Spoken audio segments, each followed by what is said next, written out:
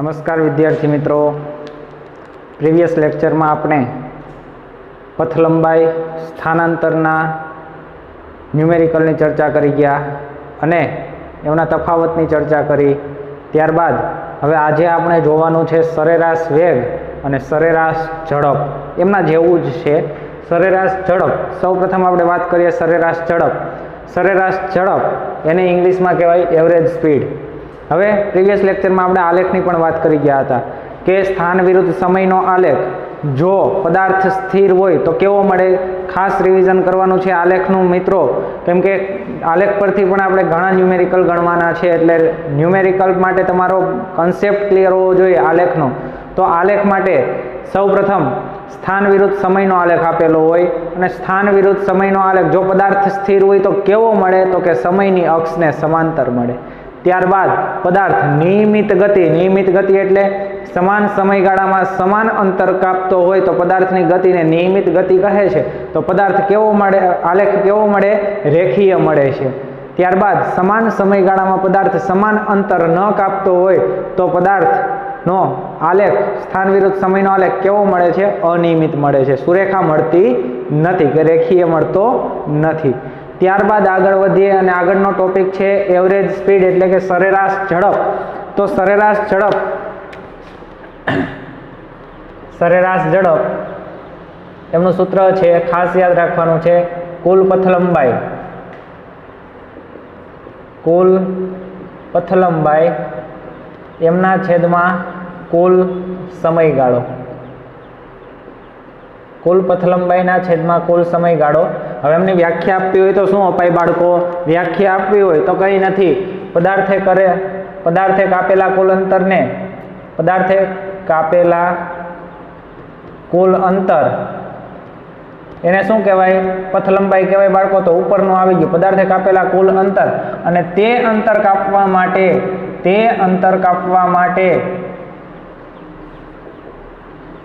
માટે લાગતા સમયગાળાના ગુણોત્તરને શું કહે છે? સરેરાશ ઝડપ કહે છે. ખ્યાલ આવે છે? સરેરાશ ઝડપ કહે છે. અથવા તમે એમ લખો કે કુલ પથ લંબાઈ અને કુલ પદાર્થે કાપેલ કુલ અંતર એટલે કે કુલ પથ લંબાઈ થઈ પદાર્થની કુલ પથ લંબાઈ અને તે માટે લાગતા કુલ સમયગાળાના ગુણોત્તરને સરેરાશ ઝડપ કહે છે. આ રીતે પણ આપી શકો, પદાર્થે કાપેલ કુલ પથ લંબાઈ અને તે પથ લંબાઈ કાપવા માટે લાગતા કુલ સમયગાળા બંનેના ગુણોત્તરને સરેરાશ ઝડપ કહે છે. બરોબર. હવે સરેરાશ ઝડપનો એકમ શું થશે? એકમ, મારે એકમની વાત કરવી છે. સરેરાશ ઝડપનો એકમ શું થશે કહો જોઈએ મને. હવે ઉપર પથ લંબાઈ છે બરોબર. ઉપર પથ લંબાઈ છે તો પથ લંબાઈ આપણે શેમાં માપતા? તો કે મેં 100 કિલોમીટર અંતર કાપ્યું તો મૂળભૂત એકમ એસઆઈ એકમની વાત કરવી છે તો કિલોમીટર એસઆઈ એકમ નથી, આપણે અંતરનો એસઆઈ એકમ શું છે? મીટર. શું છે? મીટર.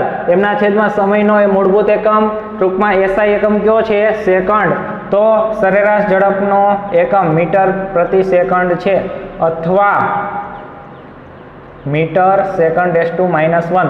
અંતર આપણે શેમાં માપીએ? કિલોમીટર, માઇલ, મીટર બધામાં માપીએ, પરંતુ મૂળભૂત એક એસઆઈ એકમ કયો છે આપણે અંતરનો? તો કે મીટર. અંતર એક પ્રકારની લંબાઈ થઈ બે બિંદુઓ વચ્ચેની, તો કે હા.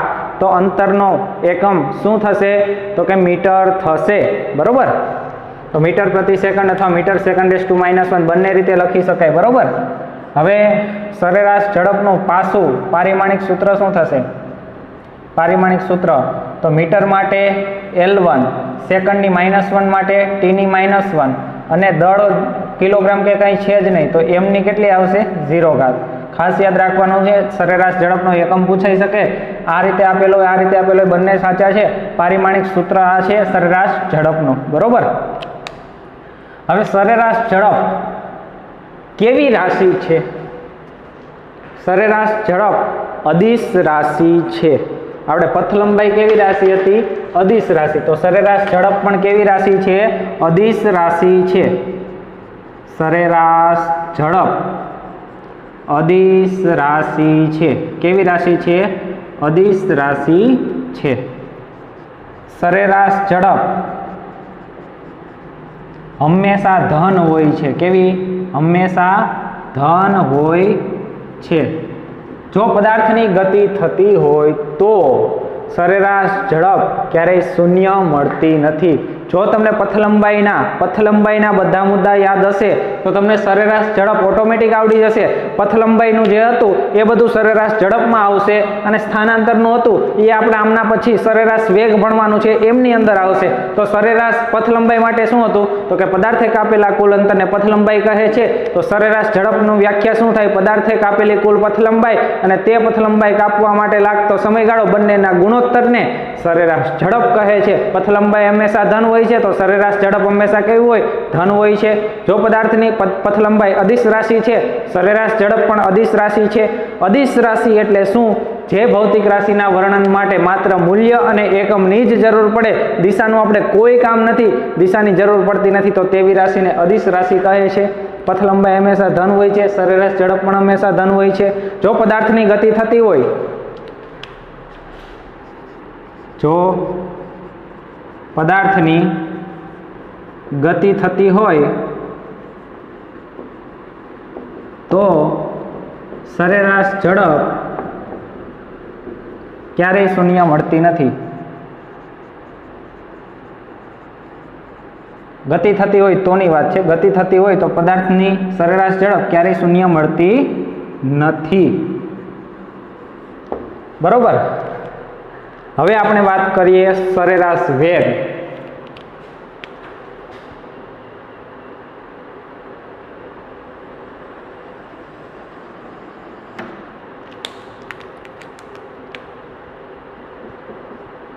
સરેરાશ વેગ, એવરેજ વેલોસિટી, જેમને ઇંગ્લિશમાં શું કહેવામાં આવે છે?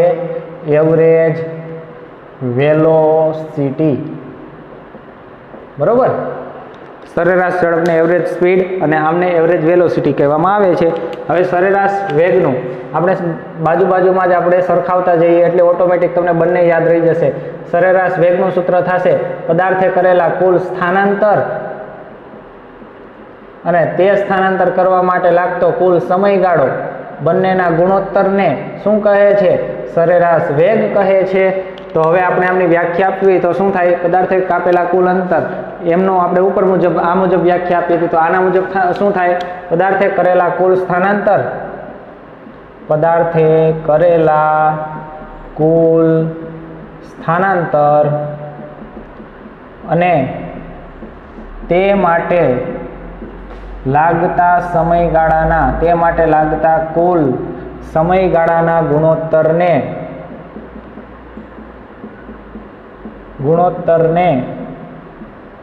સરેરાશ વેગ કહે છે.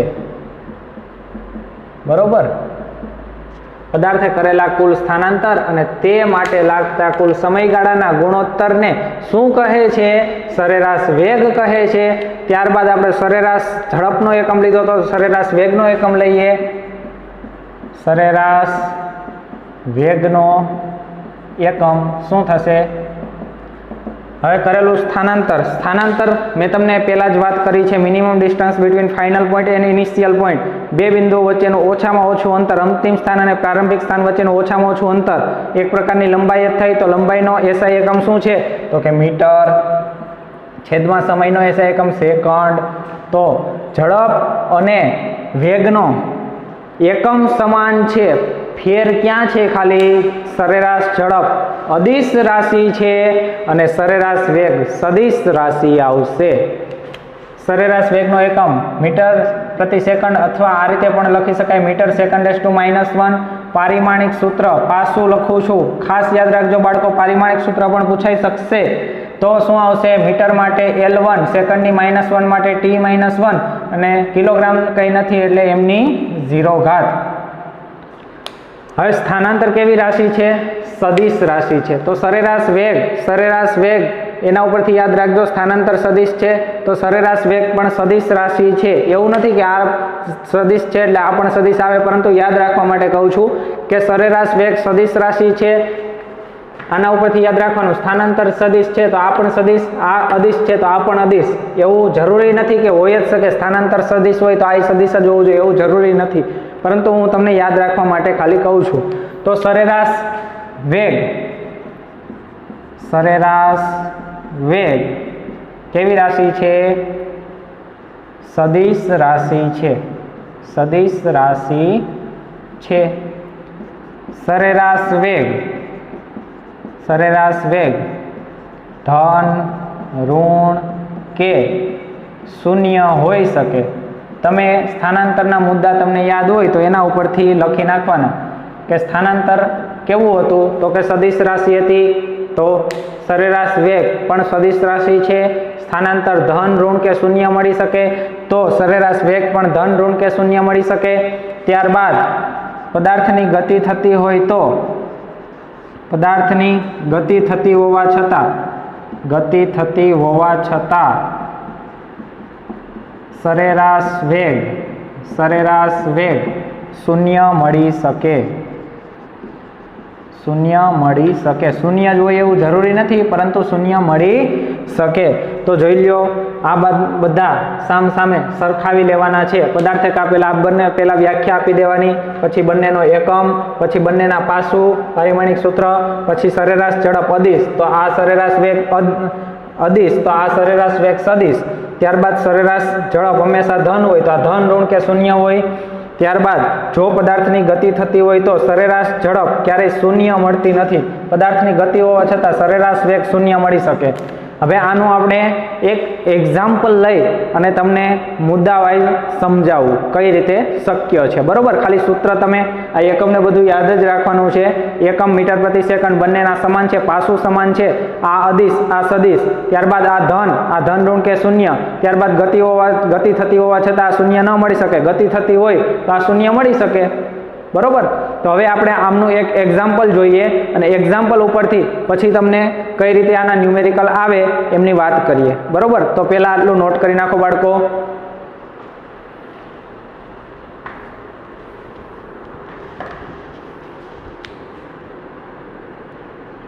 તો વિદ્યાર્થી મિત્રો, ત્યારબાદ ટેક્સ્ટ બુકનો ઉદાહરણ નંબર 2.1નો દાખલો છે, જેમની મેં રકમ બોર્ડ ઉપર લખી છે કે એક કાર સુરેખ રેખા પર ગતિ કરે છે, જેમ કે આકૃતિ 3.1. આ આકૃતિ 3.1 છે, આકૃતિ 3.1 માં ઓપી. આ કાર 18 સેકન્ડમાં, આ સેકન્ડ છે, 18 સેકન્ડમાં O થી P પર જાય છે. 18 સેકન્ડમાં આ O છે અને આ P છે. અહીંથી અહીંયા સુધી 18 સેકન્ડમાં જાય છે. તો પછી કાર O થી P પર જાય ત્યારે અને O થી P પર જઈ Q પર પાછી ફરે ત્યારે તેનો સરેરાશ વેગ અને સરેરાશ ઝડપ કેટલી હશે? અને અહીંયા રકમમાં બીજું એક લખવાનું છે. અને 6 સેકન્ડમાં P થી Q પર પરત જાય છે અને 6 સેકન્ડમાં અને 6 સેકન્ડમાં P થી Q પર પરત જાય છે. જો પહેલેથી રકમ વાંચું છું. એક કાર સુરેખ રેખા પર ગતિ કરે છે. આ કાર 18 સેકન્ડમાં O થી P પર જાય છે. O થી P પર જવા માટે કેટલો સમયગાળો લાગે છે? 18 સેકન્ડ. અને 6 સેકન્ડમાં P થી Q પર પરત જાય છે અને P થી Q પર 6 સેકન્ડમાં આવે છે.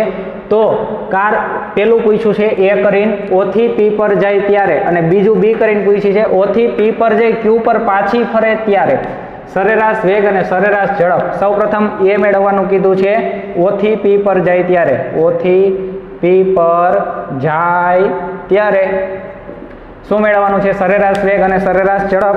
તો સૌપ્રથમ સરેરાશ વેગ મેળવું હું. સરેરાશ વેગ, સરેરાશ વેગનું સૂત્ર આવડવું જોઈએ. કુલ સ્થાનાંતર એમના છેદમાં કુલ સમયગાળો. હવે સ્થાનાંતરનું બાળકો તમને સૂત્ર આવડવું જોઈએ. અંતિમ સ્થાન માઇનસ પ્રારંભિક સ્થાન. હવે ના આવડે તો બાળકો રેફર કરવું પડે, કેમ કે તમારે કુલ સ્થાનાંતર ને પ્રીવિયસ લેક્ચરમાં તમે ભણી જ ગયા છો. સ્થાનાંતર વિશે મેં ઘણું સમજાવેલું. ન્યુમેરિકલ પહેલા અલગ અલગ કરાવેલા પથ લંબાઈ અને સ્થાનાંતરના, ત્યારબાદ જોઈન્ટમાં કરાવેલા પથ લંબાઈ અને સ્થાનાંતર એક સાથે મેળવવાનું હતું તે રીતે. તો અંતિમ સ્થાન માઇનસ પ્રારંભિક સ્થાન છેદમાં કુલ સમયગાળો. હવે ક્યાંથી ક્યાંની વાત કરી રહ્યા છીએ તો કે O થી P માં અંતિમ સ્થાન કયું છે? O થી P. તો આ અંતિમ સ્થાન, આ પ્રારંભિક સ્થાન, તો P અંતિમ સ્થાન કેટલું છે? 360. અને આ બધું આપેલું છે એ મીટરમાં આપેલું છે, સ્થાન બધા આપેલા છે એ મીટરમાં આપેલા છે. તો P અંતિમ સ્થાન કેટલું છે? 360 મીટર. અને પ્રારંભિક સ્થાન કેટલું છે? 0 મીટર. એમના છેદમાં કુલ સમયગાળો કેટલો છે? O થી P સુધી પહોંચવા માટેનો સમયગાળો અહીંયા આપેલો છે, 18 સેકન્ડ આપેલો છે. તો 18 સેકન્ડ, બરોબર. તો 360 મીટર માઇનસ 0 મીટર એટલે 360 મીટર, એમના ભાગ્યા 18. તો કેટલા આવશે? 20 મીટર પ્રતિ સેકન્ડ. અહીંયા સમયનો એકમ શું છે? સેકન્ડ. 18 સેકન્ડ તો 20 મીટર પ્રતિ સેકન્ડ. આ રીતે લખી શકાય, મીટર સેકન્ડ રેઝ ટુ -1. આ સેકન્ડ અંશમાં આવી જાય તો 20 મીટર સેકન્ડ રેઝ ટુ -1. તો સરેરાશ વેગ કઈ રીતે મળે? તો કે કુલ સ્થાનાંતર એમના છેદમાં કુલ સમયગાળો. હમણાં જ થિયરીમાં આપણે ભણી ગયા. તો હવે કુલ સ્થાનાંતર કઈ રીતે મળે? તો કે અંતિમ સ્થાન માઇનસ પ્રારંભિક સ્થાન. તો અંતિમ સ્થાન કેટલું છે? O થી P. તો અંતિમ સ્થાન છે 360 મીટર, પ્રારંભિક સ્થાન છે 0 મીટર. તો 360 મીટર માઇનસ 0 મીટર, કુલ સમયગાળો O થી P પર સુધી પહોંચવા માટેનો કુલ સમયગાળો તો કે 18 સેકન્ડ. તો 18 સેકન્ડ, આ 5 નથી, સેકન્ડ છે. હવે આ સેકન્ડ અંશમાં આવ્યા તો સેકન્ડ રેઝ ટુ -1 અને 360 ભાગ્યા 18 તો 20 અને એકમ મીટર સેકન્ડ રેઝ ટુ -1. સરેરાશ વેગનો એકમ, બાળકો આન્સરમાં તમે એકમ નહીં લખ્યો હોય ને જવાબ સાચો લખ્યો છે તો ખોટો પડશે. ખાસ પાછળ એકમ લખવાનો છે, બરોબર. આ શેમાં છે? સ્થાન મીટરમાં, અને સમય શેમાં છે? સેકન્ડમાં. તો એમનો એકમ આવશે મીટર સેકન્ડ રેઝ ટુ -1. તો સરેરાશ વેગ આપણને મળી ગયો. ત્યારબાદ હવે સરેરાશ ઝડપ ગોતીએ. ક્યારે? તો કે કાર O થી P પર જાય ત્યારે શું મેળવવાનું છે? સરેરાશ વેગ અને સરેરાશ ઝડપ બંને મેળવવાનું છે. તો સરેરાશ ઝડપ મેળવી લઈએ. એવરેજ સ્પીડ, સરેરાશ ઝડપનું સૂત્ર છે કુલ પથલંબાઈ એમના છેદમાં કુલ સમયગાળો.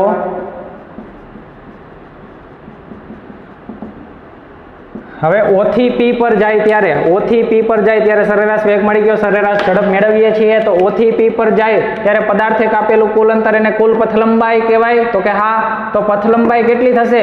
તો અહીંથી અહીંયા સુધીમાં કેટલું અંતર કાપ્યું છે? એને 360 મીટર અંતર કાપ્યું છે. O થી P સુધીનું અંતર કેટલું થાય? OP લખું છું, એમના છેદમાં સમયગાળો લખું છું, કુલ સમયગાળો. OP અંતર કેટલું છે? તો કે 360 મીટર. એમના છેદમાં કુલ સમયગાળો કેટલો છે? O થી P સુધી પહોંચવા માટેનો 18 સેકન્ડ. તો 360 ભાગ્યા 18 તો 20 અને એકમ આવશે મીટરના છેદમાં સેકન્ડ. હવે અથવા બીજો જવાબ કઈ રીતે લખી શકાય? 20 મીટર સેકન્ડ રેઝ ટુ -1. તો આપણે એકમ સાથે જવાબ લખવાના છે. આ બની ગઈ એવરેજ સ્પીડ અને આ બની ગઈ એવરેજ વેલોસિટી. ક્યારે? તો કે O થી P પર જાય ત્યારે. હવે O થી P પર જઈ Q પર પાછી પરત ફરે ત્યારે.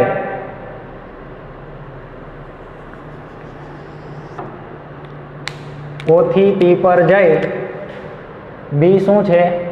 O થી P પર જઈ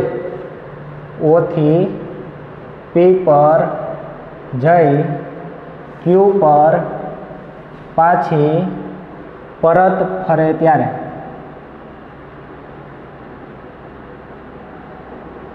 બરોબર. ત્યારે આપણે સરેરાશ વેગ અને સરેરાશ ઝડપ મેળવવાની છે. તો O થી P પર જઈ Q પર પાછી પરત ફરે ત્યારે આપણે મેળવીએ. હવે સૌપ્રથમ સરેરાશ વેગ મેળવીએ, ત્યારબાદ સરેરાશ ઝડપ મેળવીએ.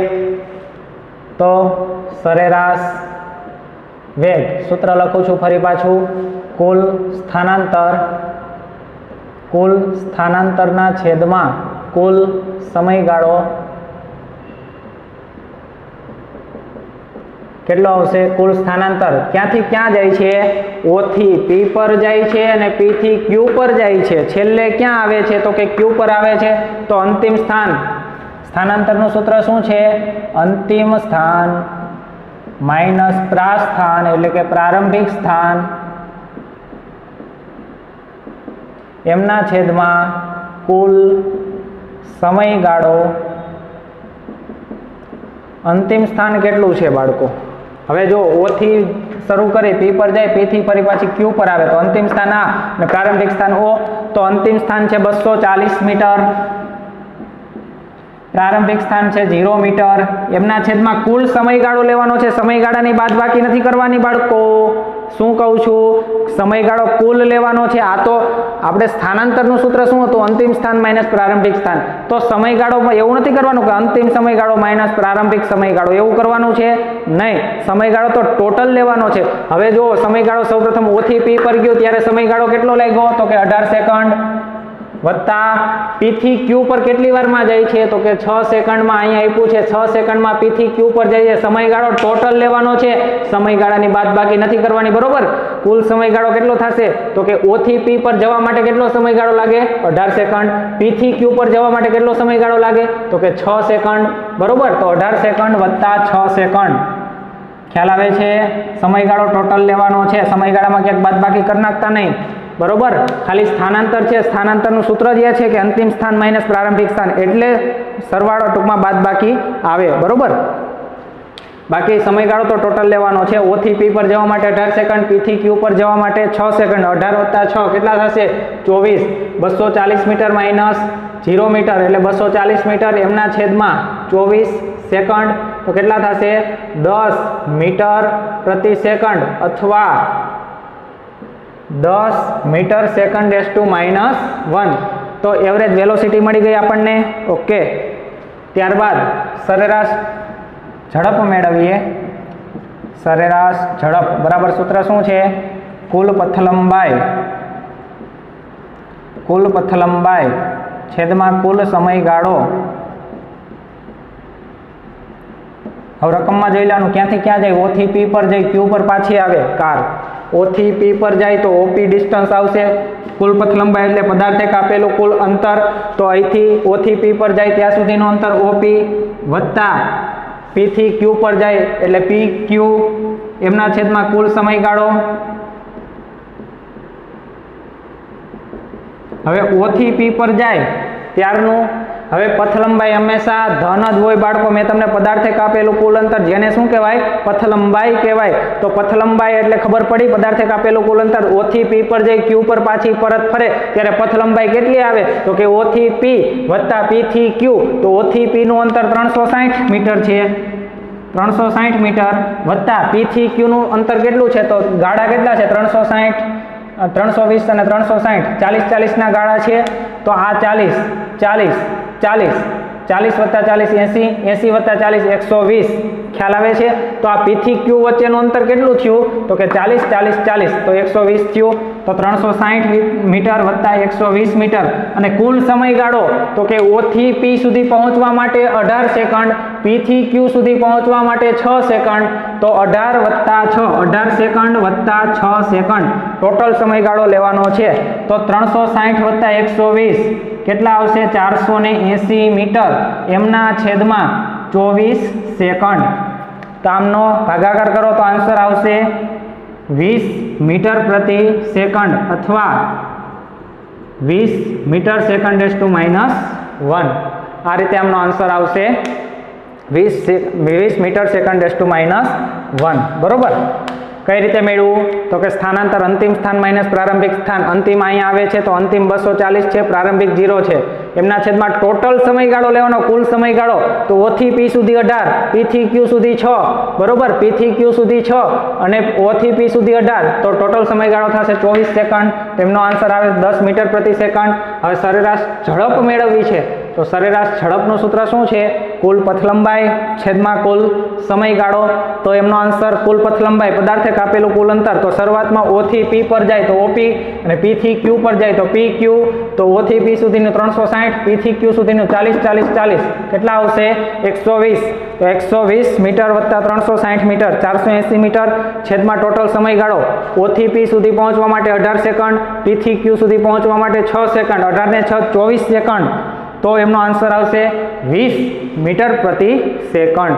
તો આ રીતે બાળકો ન્યુમેરિકલ, ઇઝી ન્યુમેરિકલ છે. આ સાદામાં સાદો ન્યુમેરિકલ છે. આ તમને આવડવા જોઈએ, બરોબર. તો શાંતિથી નોટ કરી નાખો બાળકો.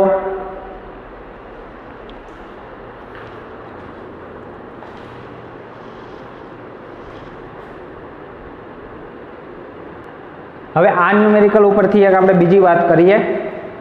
આ પહેલો આન્સર મેળવો O થી P પર જાય ત્યારે આપણે કેમ કહેતા હતા કે પથ લંબાઈ સ્થાનાંતર જેવડી કા તેના કરતાં મોટી હોય છે અને સ્થાનાંતર પથ લંબાઈ જેટલું કે તેના કરતાં નાનું હોય છે। તો આમાં પણ સરેરાશ વેગ અને સરેરાશ ઝડપમાં પણ આપણે મેળવીએ।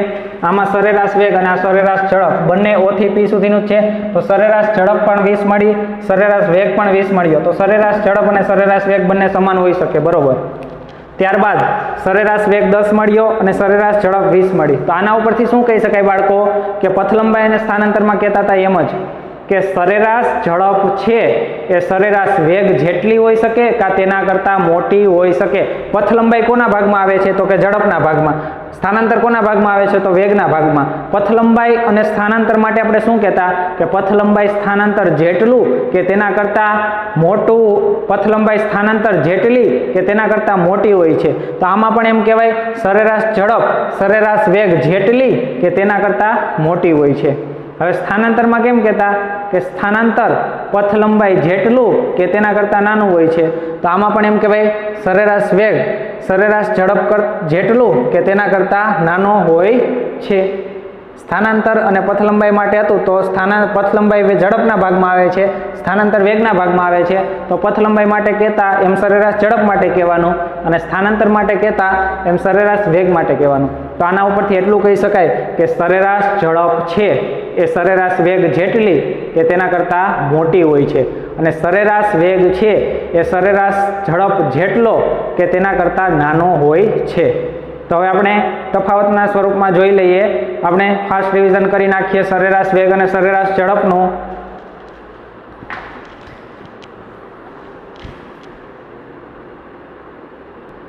તો વિદ્યાર્થી મિત્રો, સરેરાશ ઝડપ અને સરેરાશ વેગ તમને જોવાનું મન થાય ત્યારે તમારે બધી થિયરી ના જોવો, ખાલી ફક્ત તફાવત જોઈ લો તો તમને બધી ચર્ચા મળી જશે। તો કઈ કઈ ડિટેલ છે? સૌપ્રથમ પહેલો મુદ્દો છે સરેરાશ ઝડપ। સરેરાશ ઝડપ કોને કહેવાય? કુલ પથ લંબાઈ છેદમાં કુલ સમયગાળો બંનેના ગુણોત્તરને સરેરાશ ઝડપ કહેવાય। સરેરાશ વેગ કોને કહેવાય તો કે કુલ સ્થાનાંતર એમના છેદમાં કુલ સમયગાળો છે બંનેના ગુણોત્તરને શું કહે છે? સરેરાશ વેગ કહે છે। ત્યારબાદ સરેરાશ ઝડપનો એકમ શું છે? મીટર પ્રતિ સેકન્ડ અથવા મીટર સેકન્ડ -1 અને એમનું પારિમાણિક સૂત્ર શું છે તો કે m0 L1 T-1। ત્યારબાદ સરેરાશ વેગનો એકમ શું છે? મીટર પ્રતિ સેકન્ડ, આમનો છે એ જ આમનો એકમ છે મીટર સેકન્ડ -1। બંનેમાંથી બંને સાચા જ છે। પારિમાણિક સૂત્ર m0 L1 T-1। ત્યારબાદ સરેરાશ ઝડપ કેવી રાશિ છે તો કે અદિશ રાશિ છે। સરેરાશ વેગ કેવી રાશિ છે તો કે સદિશ રાશિ છે। અદિશ અને સદિશમાં ફેર શું છે તો કે અદિશ રાશિને દર્શાવવા માટે મૂલ્ય અને એકમની જરૂર પડે, જ્યારે સદિશ રાશિને વર્ણન માટે અથવા દર્શાવવા માટે મૂલ્ય, એકમ વત્તા દિશાની જરૂર પડે।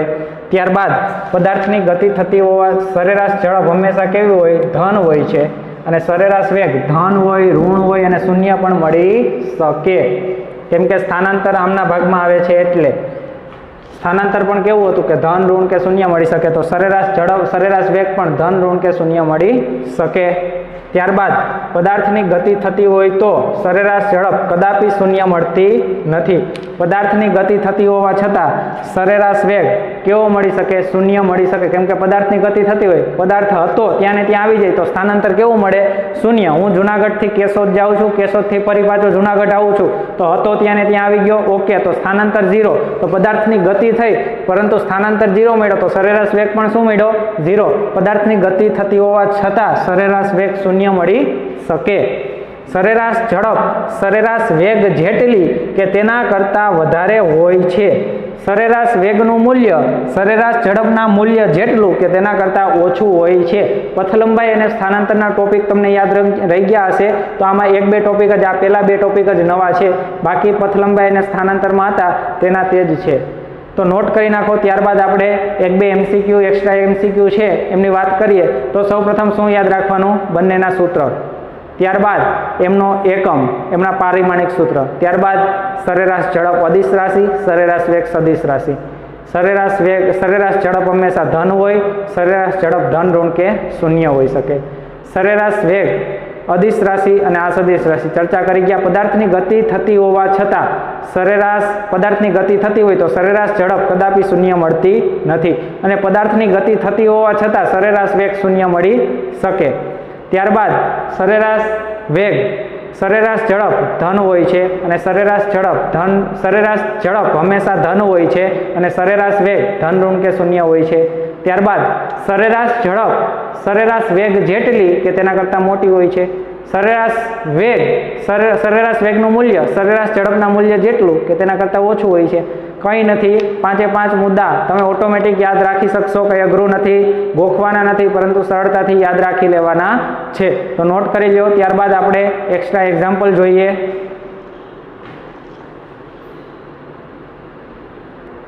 તો ત્યારબાદના એક્સ્ટ્રા એક્ઝામ્પલ છે જે મેં તમને બોર્ડ ઉપર રકમ દર્શાવી દીધી છે કે નીચેનામાંથી સરેરાશ ઝડપ અને સરેરાશ વેગ માટે નીચેનામાંથી કયો સંબંધ સાચો છે? તો કયો સંબંધ સાચો છે કહો જોઈએ। હવે મેં તમને આગળ મુદ્દા લખી દીધા હતા, તેના ઉપરથી ખબર પડી જવી જોઈએ। આ શું કહેવા માગે છે? લેસ ધેન, એટલે કે સરેરાશ ઝડપ નાની હોય કોના કરતાં? સરેરાશ વેગ કરતાં। એવું શક્ય છે? સરેરાશ ઝડપ સરેરાશ વેગ જેટલી કે તેના કરતાં મોટી હોય છે। તો અહીંયા આ ખોટું છે પહેલું। બીજું શું છે? સરેરાશ વેગ મોટો હોય કાં તેના જેવડો હોય, કોના જેવડો? સરેરાશ ઝડપ જેટલો હોય કાં તેના કરતાં મોટો હોય। શક્ય જ નથી। સરેરાશ વેગ છે એ સરેરાશ ઝડપ જેટલો હોય પરંતુ તેના કરતાં મોટો ના હોય, તો આ પણ ખોટું છે। ત્યારબાદ સરેરાશ ઝડપ સરેરાશ વેગ જેટલી હોય કાં તેના કરતાં મોટી હોય, આ greater than or equal to છે, આ પણ greater than or equal to છે અને આ લેસ ધેન છે। સરેરાશ ઝડપ સરેરાશ વેગ જેટલી હોય કાં તેના કરતાં મોટી હોય, સાચી વાત છે, તો ઓપ્શન આવશે આ। સરેરાશ ઝડપ સૂત્ર શું હતું? સરેરાશ ઝડપ સૂત્ર હતું કુલ પથલંબાઈ છેદમાં કુલ સમયગાળો। ત્યારબાદ સરેરાશ વેગનું સૂત્ર શું હતું? તો કે કુલ સ્થાનાંતર એમના છેદમાં કુલ સમયગાળો। બરોબર? તો બાળકો સરેરાશ ઝડપ અને સરેરાશ વેગ, કુલ પથલંબાઈ અને કુલ સ્થાનાંતર, તો સરેરાશ સ્થાનાંતર પથલંબાઈ સ્થાનાંતર જેટલી કે તેના કરતાં મોટી હોય છે, તો સરેરાશ ઝડપ સરેરાશ વેગ જેટલો કે તેના કરતાં મોટો હોય છે, ઓપ્શન આવશે સી। ત્યારબાદ એક પદાર્થ ઉગમ બિંદુથી જમણી તરફ 3 મીટર 2 સેકન્ડમાં કાપે છે। આ ઉગમ બિંદુ લઈ લઉં ઓ, ઉગમ બિંદુથી 3 મીટર જમણી તરફ કેટલી વારમાં કાપે છે? આ 3 મીટર અંતર છે, કેટલી વારમાં કાપે છે? 2 સેકન્ડમાં કાપે છે। બરોબર? 2 સેકન્ડ। ત્યારબાદ ડાબી તરફ અહીંથી ફરી પાછો 1 મીટર અને 2 મીટર, અહીંયા 2 મીટર અંતર કેટલી વારમાં કાપે છે? આ અહીંથી અહીંયા સુધીનું ડિસ્ટન્સ કેટલું થયું? 2 મીટર અંતર કેટલી વારમાં કાપે છે? તો કે 3 સેકન્ડમાં અંતર કાપે છે। હવે ખ્યાલ આવે છે?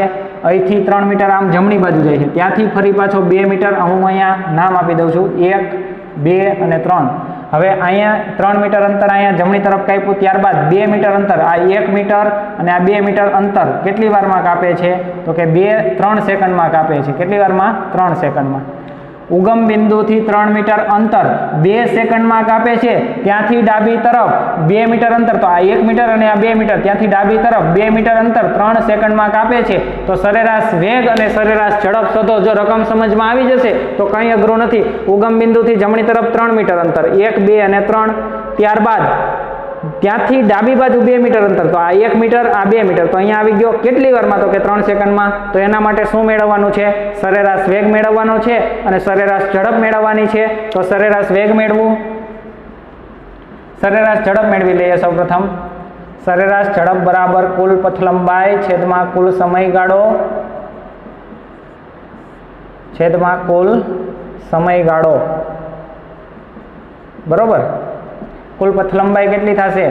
ક્યાંથી ક્યાં જાય છે? પહેલાં 0 થી 3 મીટર અંતર કાપે તો 3 મીટર, ત્યારબાદ ફરી પાછું 2 મીટર ડાબી બાજુ અંતર કાપે તો 2 મીટર, અને પથલંબાઈ કેવી રાશિ છે? અદિશ, તો જમણી તરફ જતું હોય ડાબી તરફ જતું હોય એને કાંઈ લેવા દેવા નથી, પરંતુ કુલ અંતર કેટલું કાપ્યું તેની સાથે લેવા દેવા છે।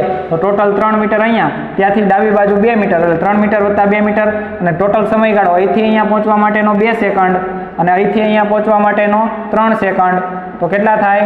5 મીટરના છેદમાં 5 સેકન્ડ तो शुं थशे 1 मीटर प्रति सेकंड अथवा 1 मीटर सेकंड रेज़ टू -1। तो आ शुं मळी गयुं? सरेराश झड़प। ख्याल आवे छे?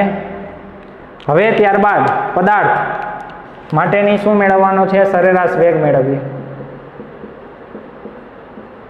सरेराश वेग केटलो आवशे? पदार्थ 3 मीटर अंतर जमणी बाजू, त्यांथी 2 मीटर डाबी बाजू, तो अहींया पहोंची गयो, तो अंतिम स्थान आनुं आ थयुं, प्रारंभिक स्थान आनुं आ थयुं। तो सरेराश वेगनुं सूत्र कुल स्थानांतरना छेदमां कुल समयगाळो।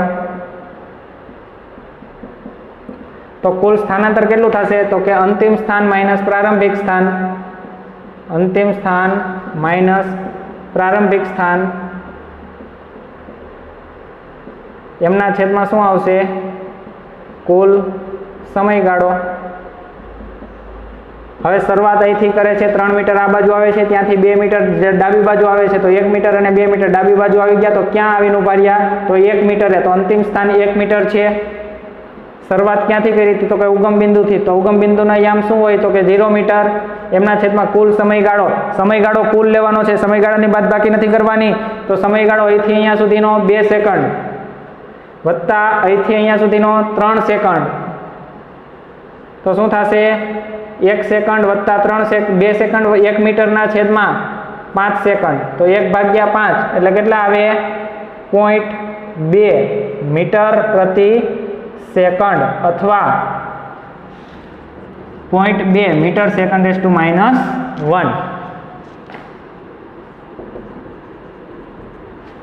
बरोबर। सौ प्रथम 3 मीटर जमणी बाजू चाले, त्यारबाद 2 मीटर आ बाजू आवे, એટલે ડાબી અહીંથી તે 2 મીટર, 1 मीटर અને 2 मीटर, तो અહીંયા આવીને ઉભો રહ્યો। ओके, तो आ એનો અંતિમ સ્થાન, આ પ્રારંભિક સ્થાન, તો અંતિમ 1 मीटर, प्रारंभिक 0 मीटर, तो 0 1 - 0 तो કેટલા આવ્યા? 1।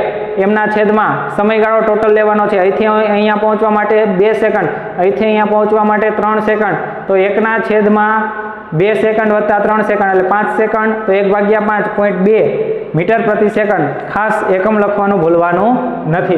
तो विद्यार्थी मित्रों, प्रीवियस लेक्चर में आपणे जेम पथ लंबाई अने स्थानांतर विषे समझी गया, तेवुं ज सरेराश झड़प अने सरेराश वेगनुं छे।